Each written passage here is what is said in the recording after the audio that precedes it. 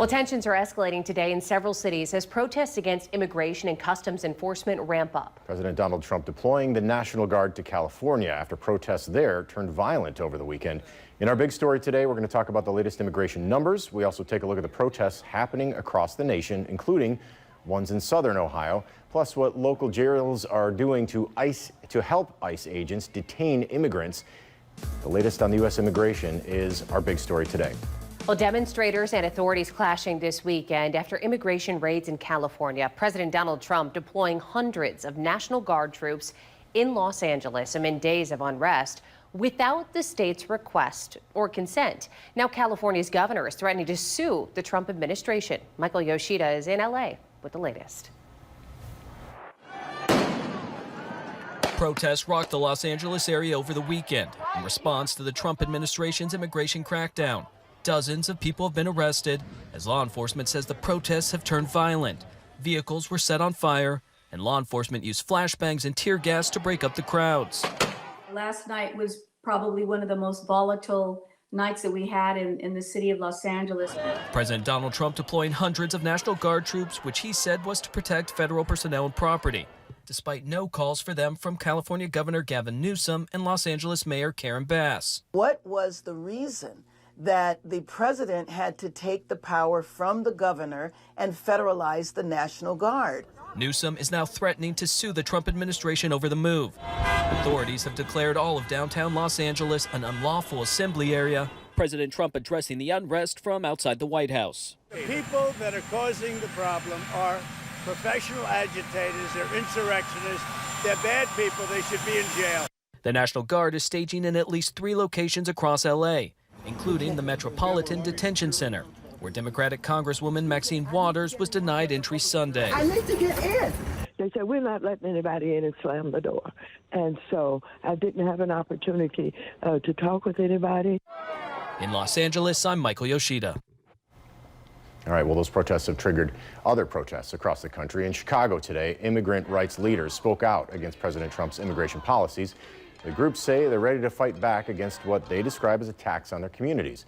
Congressman Jesus Garcia said at the rally the immigration operation in Los Angeles was, quote, lawful enforcement. It was a belligerent power grab, according to him. Well, meanwhile, those ICE protests happening around the country have also led to protests here in Ohio. Say it once, say it twice, we will not put up with ICE. Those protests erupted in Butler County near Cincinnati this week, calling for the release of ICE detainees. The protests started after deputies arrested a 19-year-old man who his mother says went to jail for an ankle monitor. His mother also saying that his immigration case is going through the system. The Butler County Sheriff Richard Jones says more than 200 people marched in front of the jail, holding signs and chanting. Jones says the protests remained peaceful, but at one point protesters did block an intersection. But the Hamilton police stopped that. Then we responded also to the intersection, and they moved away. We were not going to let them block the intersection and stop that.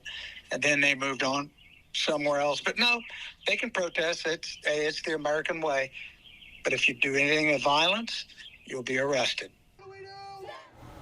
The Butler County Sheriff says his jail recently had to expand the number of beds available due to the increase in U.S. immigration and customs enforcement detainees, saying the jail has seen close to 900 ICE prisoners in the past 5 months. And while an ICE detainee's stay at the jail can vary in length, the sheriff says he currently has about 350 detainees.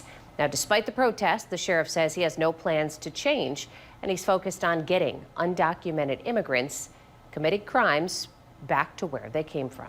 Got to get these people out of their country. I don't apologize to it. I will do everything that I can, which I've been doing for 20 years. I was doing it when everybody said sheriff won't last long. He's a racist, he's a bigot. I had protesters here. He will not last. I've outlasted all of them, and guess what? I was correct. Sheriff Jones adds that in the last 20 years, through the contract with the federal government, they brought in about $200 million, all of which helps cover the cost of housing local inmates. Here in Northwest Ohio, Seneca County has been working with the federal government for more than 25 years and on average sees 66 ICE detainees each day. Since the immigration crackdown started this past January, the facility's seen an increase in the number of street pickup ICE detainees. In March, the Seneca County Sheriff told the 13 Action News I-Team the current maximum number they will take is between 70 and 75. But the Department of Homeland Security asked for additional space to fill with detainees. With each detainee spending about an average of 45 days in the jail, space there is limited. There is a lot to the program other than just signing on the dotted line and saying, okay, I'll partner with the government. And a lot of this you don't have control over, right? We don't. Sheriff Stevens says the Seneca County Sheriff's Office gets reimbursed for transporting and housing the ICE detainees. The government pays $90 per day per detainee. And the Correction Center of Northwest Ohio is also the latest facility to sign up to help hold ICE detainees. In an 8-2 vote this past March, the CCNO board approved a contract that allows ICE to house up to 96 beds in the facility and use them. Meanwhile, nationwide, the federal government currently holding more than 48,000 people in immigration detention. That's a 20% increase from January. And that's already thousands beyond what ICE is funded for. Yet the administration has signaled its work is far from over. President Trump's border czar, Tom Homan, says he wants to see 100,000 people in detention.